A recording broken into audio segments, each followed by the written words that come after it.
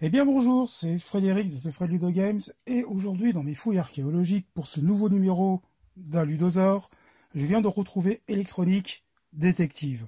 Nous sommes en 1979, les jouets électroniques sont pléthoriques, c'est la grande mode, l'an 2000 approche. Voyons voir un petit peu comment on joue à ce jeu en 1979. Dans la boîte on trouve en premier lieu l'ordinateur, en effet. Ça va être l'interface du jeu. C'est avec cette machine, vous allez devoir résoudre votre enquête. Ah oui, j'ai oublié de vous le dire, mais vous vous en doutiez déjà d'ailleurs. Vous allez mener une enquête pour retrouver un meurtrier. Vous allez ensuite trouver dans la boîte 20 fiches suspects. Et en 1979, nous avions déjà la notion de la parité. En effet, 10 d'entre elles seront des hommes, et 10 autres, les dernières, seront des femmes. Nous allons ensuite trouver un bloc avec des feuillets de rapport de police. C'est là-dessus que vous allez noter l'identité de la victime et puis, au fur et à mesure de l'avancement de votre enquête, les éléments qui vont vous permettre au final d'aller démasquer le criminel.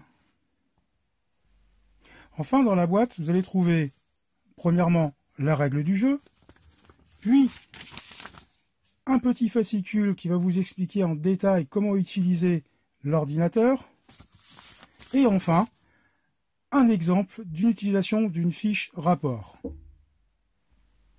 Alors avant d'aller plus loin, nous allons regarder en détail la fiche rapport. Sur cette dernière, on va constater qu'elle est divisée en 5 parties. En haut, ici à l'écran, hop, petite mise au point, on va identifier dans un premier temps le meurtrier, quel était son genre, quelle arme a été utilisée, quelles étaient les empreintes. Ensuite, sur la deuxième partie, on a le qui a dit quoi. En effet, nous allons interroger à l'aide de l'ordinateur les suspects, et c'est à cet endroit-là que vous viendrez reporter les informations qui vont vous livrer. Dans la troisième et la quatrième partie, vous allez pouvoir, au fur et à mesure de votre enquête, commencer à dresser les alibis des uns et des autres et savoir qui était avec qui. Et une fois que vous aurez suffisamment d'éléments, vous pourrez accuser un suspect. Alors avant de démarrer la partie proprement dit, nous allons démarrer l'ordinateur et le mettre sous tension. Les 3 bips vous indiquent qu'il se met en route et puis il va afficher sur l'écran ON. À partir de là, et avant de commencer réellement la partie, il va falloir définir d'une part le niveau de difficulté car il y en a 3, et d'autre part également le nombre de joueurs. On peut jouer de 1 à 4 joueurs. Nous allons donc taper niveau de difficulté 3 qui est le plus simple, suivi du niveau de difficulté, non pardon, que dis-je, du nombre de joueurs, nous serons seuls.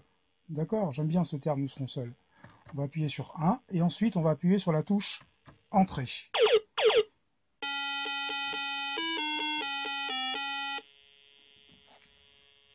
Et l'ordinateur affiche sur l'écran 7 et D. Ça indique simplement que le meurtrier vient de commettre son forfait. Nous allons récupérer la fiche numéro 7, c'est la victime. D'accord? Donc nous allons donc noter sur la fiche correspondante que la victime c'était le 7. Et puis, il nous indique également à travers D, donc il suffit que je regarde sur l'échelle qui est ici, et qu'il a été retrouvé sur les quais. Et nous allons noter sur la fiche également qu'on l'a retrouvé sur les quais.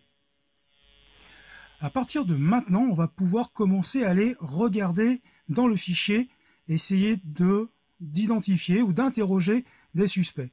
Pour cela, vous choisissez une fiche. Au début du jeu, globalement, vous n'avez que l'embarras du choix. Par exemple, on pourrait aller voir Maria Castanetas, n'est-ce pas, qui est le suspect numéro 13. Et pour l'interroger, on va simplement appuyer sur la touche Suspect, suivi de son numéro et de la touche Entrée. À ce moment-là, l'ordinateur vous indique un certain nombre d'informations.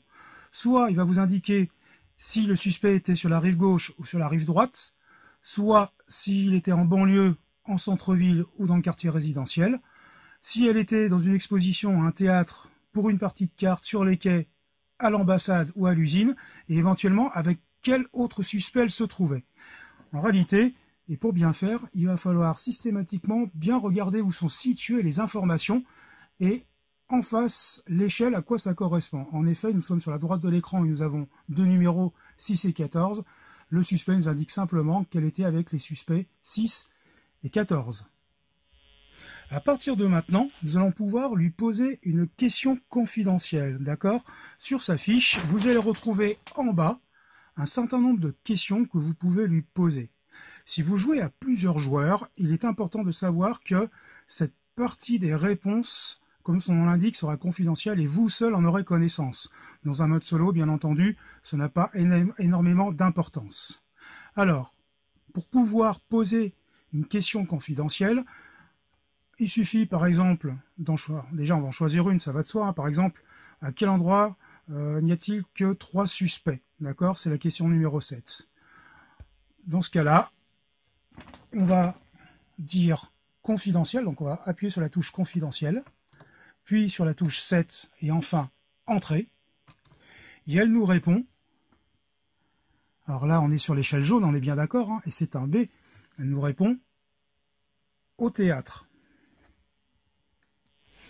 Alors, une notion est importante. En effet, au début de la partie, nous allons sélectionner un des 3 niveaux de difficulté, d'accord, qui sont dans l'ordre le niveau 1, un fin limier, d'accord, ou plutôt super détective. Le niveau 2, c'est un fin limier, et le niveau 3, c'est détective débutant. Cela implique que, au niveau 3, vous avez le droit de poser 3 questions en tout. D'accord, vous en posez une, donc il nous en reste 2. Pour en poser une deuxième, il suffit de rappuyer sur la touche confidentielle, suivi de la question qu'on veut lui poser. Par exemple, dans quel quartier le meurtrier est-il allé? Donc c'est la question numéro 3. On fait entrée et l'ordinateur nous répond qu'il était allé. Il est allé dans le quartier résidentiel. D'accord?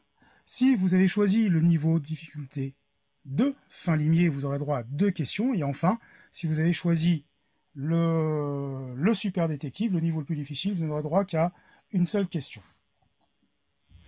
Une fois que vous avez terminé, vous faites joueur suivant, même si vous êtes tout seul, ce qui indique à l'ordinateur que vous avez terminé ce tour de jeu et vous pouvez par exemple interroger un suspect, un autre suspect, par exemple, on prend interroger Dédé Guingande, hein, qui est le suspect numéro 8. Donc, on va appuyer sur suspect, appuyer sur 8, entrée, et Dédé nous indique qu'il était sur la rive gauche, d'accord, et qui se trouvait à l'usine. La partie va ainsi se dérouler, hein, on va interroger au fur et à mesure les suspects jusqu'à resserrer les mailles autour du meurtrier, et une fois, un peu comme Cluedo, hein, une fois qu'on a recoupé les informations, et ben on va pouvoir l'accuser.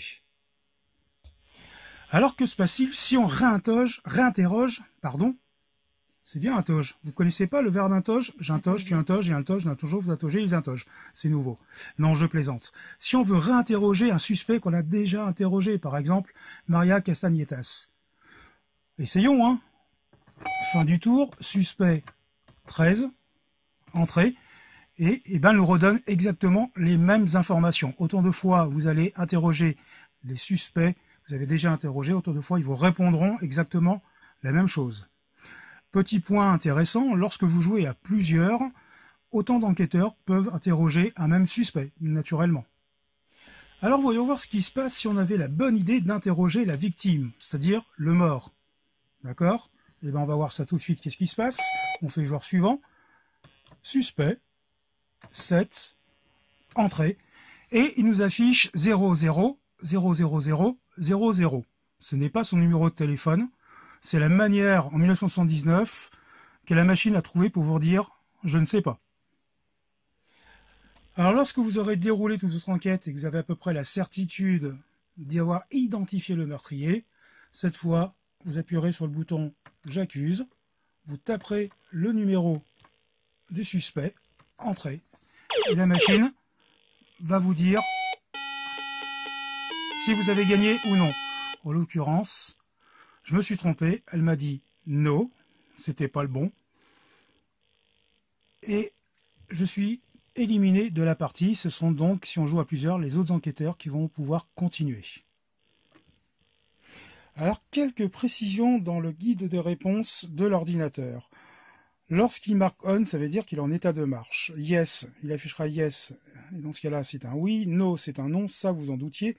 3E, c'est qu'il est en erreur. En effet, si vous faites une mauvaise manipulation sur le clavier, il va vous indiquer tout simplement 3E. Une série de 0, c'est qu'il ne connaît pas la réponse, d'accord. Si il vous indique un numéro suivi de did, ça indique que c'est le numéro temps qui est le coupable, d'accord. End, c'est la fin d'un tour. Et enfin, un numéro avec yes, ça c'est lorsque vous avez bien identifié l'assassin.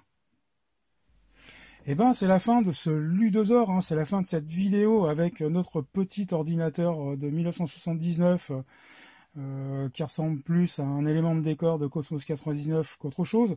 Alors, on peut constater que après de nombreuses décennies, il fonctionne encore, hein, c'était quand même robuste ce qu'il faisait à l'époque, hein. Il correspond bien également à cette époque, hein, fin 70, début 80, où la plupart des jeux de plateau commencent à voir apparaître des modules électroniques. Hein, c'était très vendeur à l'époque, hein, clairement. Hein. Sinon, pour le reste, eh ben, c'est jamais qu'une autre forme de Cluedo. Au demeurant, Cluedo ne m'ayant jamais passionné, je crois que je préférerais encore faire une partie de Cluedo plutôt que jouer dans ce mode-là. Voilà. Je vais vous laisser, je vous souhaite un excellent jeu. Si vous aimez le contenu que je vous propose, comme d'habitude, un petit j'aime, 2 petits j'aime, 3 petits j'aime sur Facebook ou sur YouTube. Vous aimez pas, vous le dites. Vous avez quelque chose à dire, à rajouter, à compléter, vous le dites également. Je vous mettrai également dans la description de la vidéo un lien pour aller chercher une copie du bloc-notes des feuilles si ça vous intéresse, parce que mon bloc-notes, moi, il a bientôt 4 décennies et j'en arrive à la fin. Je vous dis à bientôt, je vous dis un bon jeu et au revoir.